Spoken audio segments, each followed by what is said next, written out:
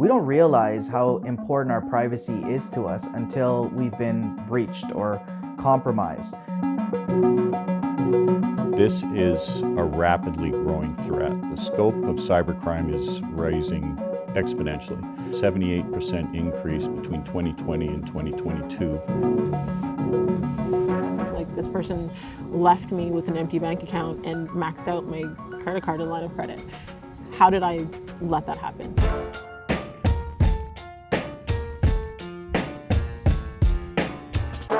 Where does Polly get its data from? So Polly gets her data from social media, but unlike, say, what we typically think of social media as getting keyword searches, etc. What Polly does first, she picks the people that she wants to listen to, and she's picking those people very carefully to make sure that they are representative of the population, so that you're not being overrepresented by trolls, for example, or the popular people. So Polly picks people, and then she listens to each person. She tries to ascertain each person's opinion, and they get, say, one vote. So Polly does it in a way that's not biased, because I think with AI, I guess there's an assumption that it's neutral, but not all AI is neutral. That's right. So, well, AIs are, they run on algorithms, but the algorithms are dependent on their data for training. So for us, it was really, really important to strip the bias out of the results. Are Ontarians worried about digital privacy? Well, here's what's interesting. Ontarians have very varied opinions about digital privacy. Sometimes I think we get muddled between digital privacy and digital security. What's the difference? Data privacy is when you collect my data for the purposes of delivering me a service. Some companies need to know where you live and all of that in order to deliver a service to you or to recommend products to you. We analyzed who's talking about this online, and we found it's basically journalists, professors, people who work in tech, who have apps that can protect your privacy. So basically people with vested interests. When we stripped that out and we just looked at the Gen Pop, no, not a lot of people are talking about this. The second is digital security, and that's where you get your identity stolen, and people are very purposely getting information on you for very nefarious purposes. And when we look at conversations about data security and data theft, that's about twice as much as concerns about privacy being targeted with ads, that kind of thing. Because people feel, I can protect myself against that. Now, rightly, or whether they can or not is a different issue, but the sense is, I like getting that information. That's interesting. So if I'm benefiting from it, I don't care, but if it's impacting me in a negative way, then no. That's exactly it. We don't realize how important our privacy is to us until we've been breached or compromised. The easiest way to think about this is if I was to tell you to take out your phone and unlock it and then give it to me and allow me to go through your images, allow me to go through your messages, allow me to go through your apps. Privacy matters. And if you're not okay with unlocking your phone and handing it over to me, then it's important that we think about, okay, instead of you giving it to me, imagine that going to fraudsters. Imagine that going to hackers, people that want to use it for nefarious purposes. All the more reason we got to do everything possible to minimize the possibility of data breaches, because putting the toothpaste back in the tube is just not possible.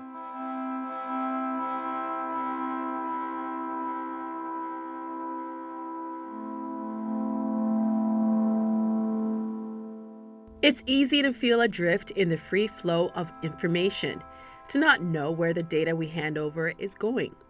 Easy to feel it's not your problem, or perhaps worse, feel unable to protect yourself. It's a feeling Greta Whipple knows all too well. She was a victim of a hack at Indigo, in which sensitive employee records were leaked. Does Indigo know who hacked the data? It's an organization called Lockbit. They also admitted that is often used by the Russian mob. No guarantee that that's who, utilized Lockbit in this instance. And it's not a situation where, anytime you buy something online, you are kind of taking a known risk of, hey, I'm entering this credit card information, it might be compromised. But with your employer, just think that there might be more of a duty of care to that information and that they're gonna safeguard it. So you leave Indigo, and then you find out, by the way, your information is compromised. Yeah. How did you get that message? It was a friend who was still working there, and she said, hey, it was a text, it was totally surreal, just did you get that email saying that we'd had a cybersecurity breach? And in all honesty, I thought it was kind of like a joke. And as you're reading it, you're like, okay, maybe it's not going to be that bad. You keep scrolling, and it's SIN, date of birth, address, direct deposit information. I think postal code was in there too. And then just all of that, and then we're deeply sorry. And that's it. So then you're thinking, who do I have to contact? Like, do I have to change my SIN? Is that even possible? I have to call my bank. Like, do I need credit cards? Like, do things need to be canceled? None of this was in the email either. There was no like mitigation on, hey, these are things that you should be doing to protect yourself or move forward in like a safer way. And there's no time for this. Like, I work several jobs. I just didn't really have the time to pick up the pieces of this mess that I hadn't even made. I think we were offered 2 years of a credit monitoring service, but this like mistake on their end will follow me and the people who work there for the rest of their lives potentially. It's like the information that you're passing along is what you have to give them to be employed there. So you'd expect it to have been like safeguarded to a higher degree than it probably was. And you were not the reason that it got leaked, but the onus is on you to monitor this. 2 years is basically nothing. How can you fight back in this situation? You're a worker at a minimum wage job. What resources do you personally really have to kind of push back against this?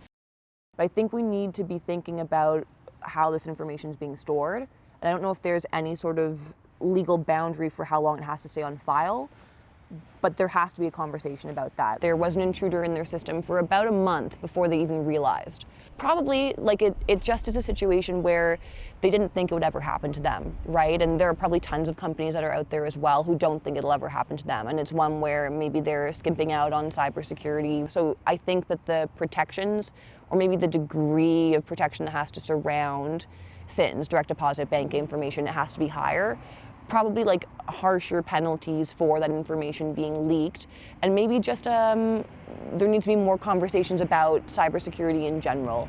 I think, and I've already done this with other jobs that I've had in the wake of the cybersecurity incident, I've been asking, how are you going to keep this information? Well, why do you need this information? Exactly, and like especially for the SIN, just how are you planning on storing this? Yeah, we make the assumption that our data will be okay, but I don't think a lot of us understand how valuable our data is. How important is it for us to recognize that and to protect our data? I'd probably just urge people, just think about it, like, is it really essential that you pass this along? If it's not, then maybe don't.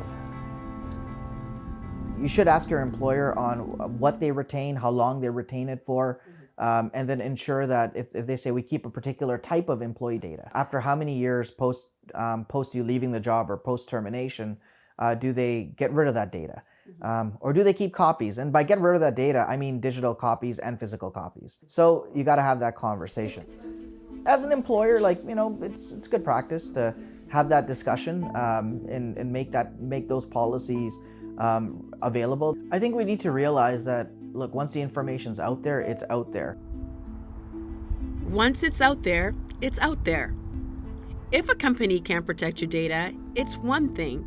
But what about data that we give out publicly? Modern life seems to encourage us to hand over pieces of data of our life at almost every turn. What happens when that information is used against us?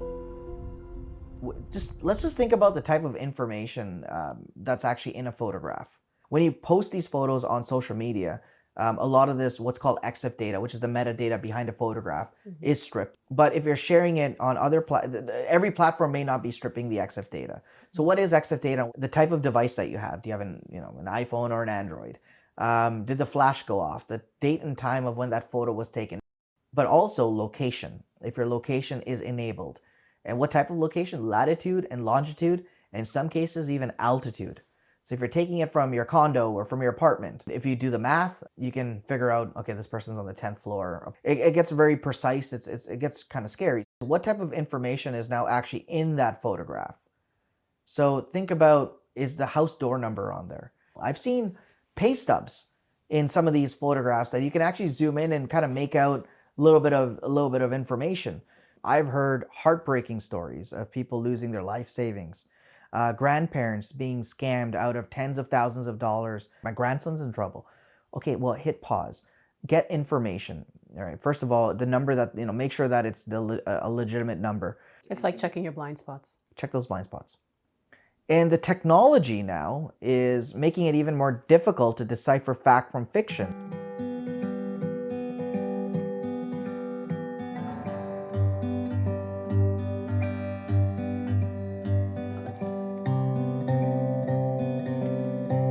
At the end of the day, I mean, the internet can be a beautiful place and a scary place. I just think we all just need to be mindful and know that there are people out there that can take advantage or take something that's meant for good and use it for something that isn't. Makini Smith is an author and podcaster who was scammed by someone she met on social media. Like, this person left me with an empty bank account and maxed out my credit card and line of credit. How did I let that happen? Like, he knew a lot about me. I used to share a lot about myself on Facebook because I thought that was my community. And so he knew everything about my personality type, my wants, my dreams, my past experience with relationships, everything. In hindsight of what's happened, do you think that what you shared on Facebook, where you did feel like you were part of a community, kind of told him who you were, and then he was able to kind of like fit in those spaces, like give you what you were looking for? Absolutely. I feel like, I mean, there's definitely a beauty in sharing on social media, especially when you're creating your community, your tribe, you're connecting with people. But I feel like he knew me, and I guess his perception of me, he was able to come in and be who he thought I wanted versus who he actually was. So you didn't see it coming in a Did way? not see it coming.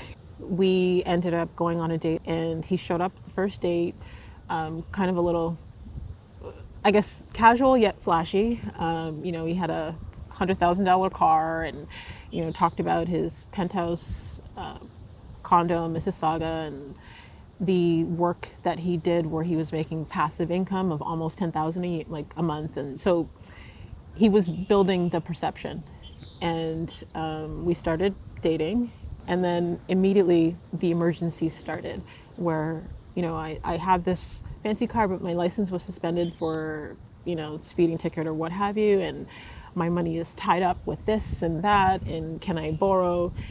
And I was like, okay, well, something in my intuition I probably should have listened to. I was like, okay, well, I can lend him this, I'll be okay. And the emergencies never stopped. His business was going downhill in ways. I'm like, okay, it's okay. Like, we're gonna be together for a long time. I can take care of this now. Once you get back on your feet, we'll be fine.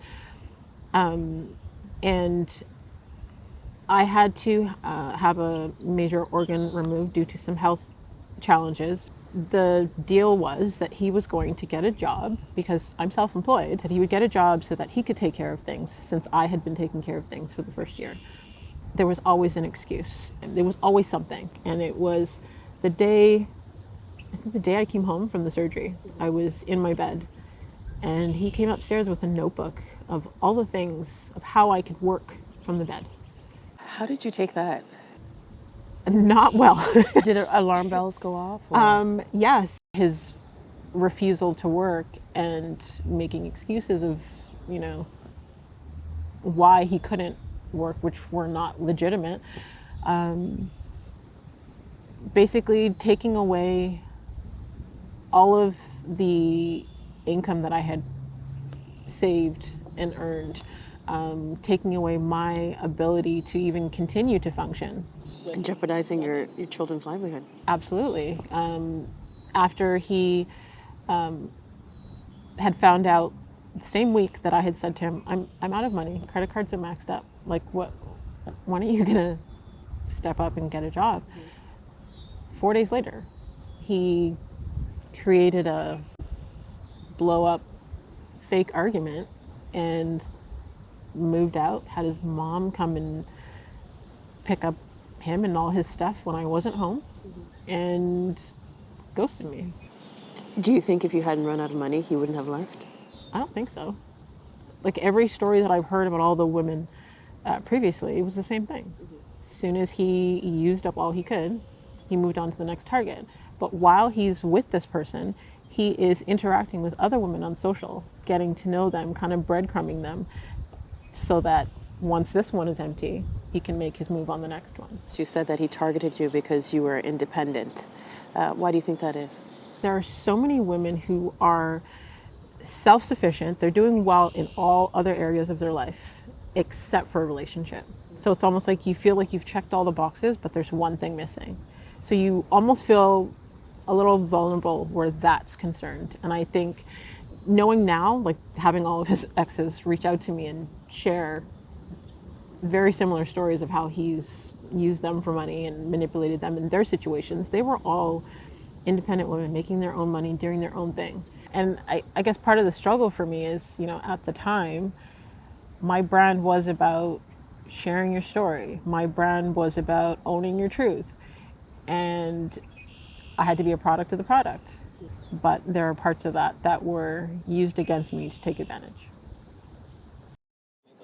With everything that's happened, do you find that you've changed what you share on social media? Absolutely. How has it changed for you? I will still share on a surface level or like a blanket experience of certain things, but in terms of full details like I used to, I don't overshare like I used to. I'm a lot more protective now of the things that I hold sacred. It's almost like I've had to learn to tell myself that it's not my fault. Like I had to forgive myself because I feel like, how did you let this happen? How did you let this person take advantage of you? How did you let this person manipulate you? So at first it was a lot of self-blame. It was, I can't tell anybody, this is embarrassing. So there was a lot of shame attached to that. I think there's just so many people that have experienced it but feel shame and they don't say anything to anybody. And then that person or that personality type gets to go around and continue taking advantage and manipulating vulnerable people. The judgment hurts, right? And it's interesting because we always think that could never be me until it's you. Absolutely.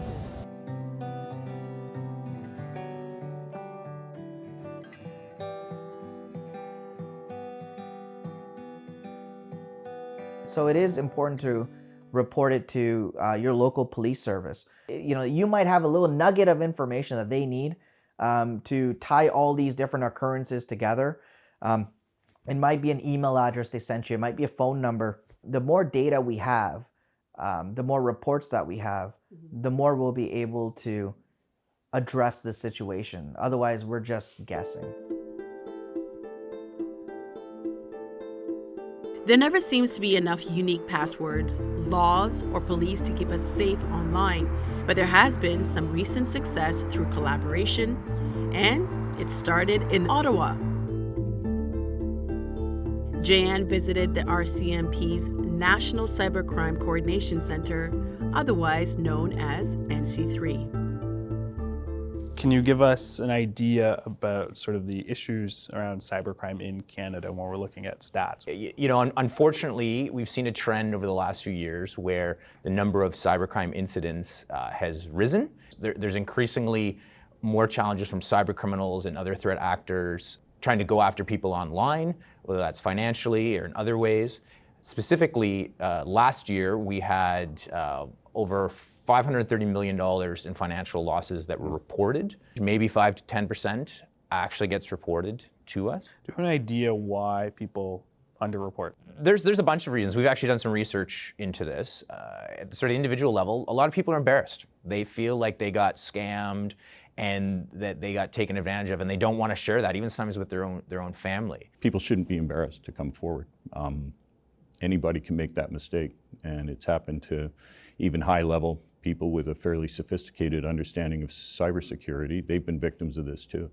And that's why we want to get the message out to people that they need to report it to us. How confident can Ontarians be that, you know, if their privacy is compromised, that something could be done? A lot can be done, and a lot of businesses don't come forward as they simply believe that, oh well, it's lost, there's nothing that can be done. Businesses are, from a reputational perspective, don't want to acknowledge that they were maybe victimized by a cyber attack. If we are going to try and address this properly, we need to work together, have good reporting, have law enforcement work together, work with other partners to find the people who were behind this and then figure out ways to pursue them. How do you stay ahead of all of this? Because it seems like every day there is someone or a team of people who are coming up with new ways to hack into systems, and they are being innovative on their end. The most important aspect is coming together, law enforcement domestically and internationally, and then even coming together with private sector and non-governmental sectors of taking this team approach to combating cybercrime. I started to become involved in cyber investigations in 2016. At that time, we were very much working in silos. From the OPP's perspective, our capability to respond to this was nascent. We were learning as we went along. What stitched it all together for us was in 2020 when the NC3 started up. They're essential for deconfliction, not just within domestic investigations in Canada, but with our international partner or on our international investigations, where you're dealing with a crime where you've got a server that's located in the Netherlands, you've got a threat actor who you believe is in Ukraine or Russia. You've got victims that are scattered across the United States, Canada, multiple provinces within Canada, Europe, Japan. So at the start of the investigation, you've got to figure out who's even going to be the lead agency on this. I mean, you've got so many working parts. There's also a number of different international processes that can slow us down. Criminals move at the speed of electrons on this kind of crime. We move at the speed of international and judicial process. MLAT process takes months to get information on. NC3 was set up and effectively does this. They help us smooth over all those barriers. We had a recent success story the last couple weeks, Project Cookie Monster, where you saw 28 police services in Canada, 17 countries internationally, all coming together in this day of action to take down this Genesis Marketplace site. What this site offered was basically access to people's online accounts. They would not only have stolen credentials that you use to log onto your various online accounts, but also a way that they could, if you changed your password or had multi-factor authentication, the users who purchased this access could stay logged into your online account. So we think that there were, in some cases, up to 1.5 million of what we call these bots that were offered for sale of this access globally. And so this was a pretty prolific site that offered this service, and took the site offline, informed criminals through what we call a splash page, that these countries came together and took the site offline. Getting into the brain of a hacker or a bandit, as you say it, is just thinking like an everyday person. That's exactly what these bandits do. They call it social engineering. They sit around spending a lot of time trying to figure out, how can we get somebody to click on this malicious software? How do we get somebody to respond the way we want them to so that we can exploit them? As technology increases, the scope of the threat increases. We are seeing routinely ransomware extortions and things like that are targeting not just the major ones that you hear about, even small mom and pop operations, dentist offices, smaller business, construction firms are a big one. What they're doing is, once they're into your system, they'll spend quite a bit of time in there. You don't even know they're in there. They will take over the victim's camera. They will monitor their Zoom calls. They will monitor personal calls, and then they start making extortion demands. And just to rattle that person, they'll send them back pictures of them while they're online. They'll send them, you can imagine the psychological effect, the rate of victimization that happens to somebody who goes through it. It's an ugly, ugly, personally violating crime. We're facing human adversaries. That's another aspect of this. We're not facing machines on the other end. These are humans who are trying to get into our systems, scam people. And so we need people who will think innovatively, be adaptive, because these are very innovative people we're up against. Hire and train really smart and dedicated people who believe in what they're doing of trying to keep Canadians safe, and try and keep pace with the cyber criminals. Is there something that you see in the horizon that you're like, we need to be prepared for this when it comes to digital privacy? Any technology we put out there as a society, criminals often find a way to use it as well. And there is some reporting that criminals are figuring out how to use like the ChatGPT or other generative AI to help their cybercrime or fraud techniques. I think what it means though is both like within government and law enforcement organizations, we need to be constantly looking for what that technology is, what's coming down the pipe, figure out how we might be able to leverage it, figure out how cyber criminals might use it. We've been accelerating technology adoption at a rapid rate without thinking about the legal ramifications, the privacy ramifications, the security ramifications, and most importantly, the ethical considerations.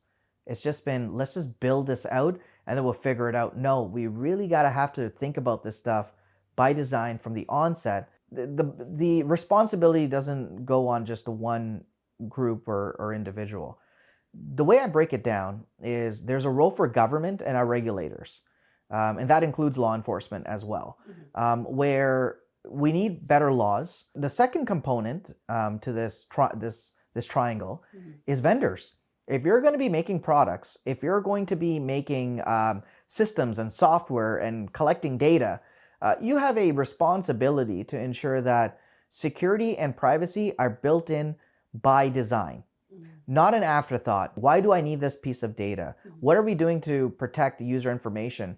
Are we using the latest encryption? And the third component of it is individuals, is when I like to put that under communities, is making sure that you follow the basic cyber hygiene rules. Government, individuals, and companies need to keep our safety at the forefront. In this digital world, as with anything, is it any surprise the answer might be that we have to work together?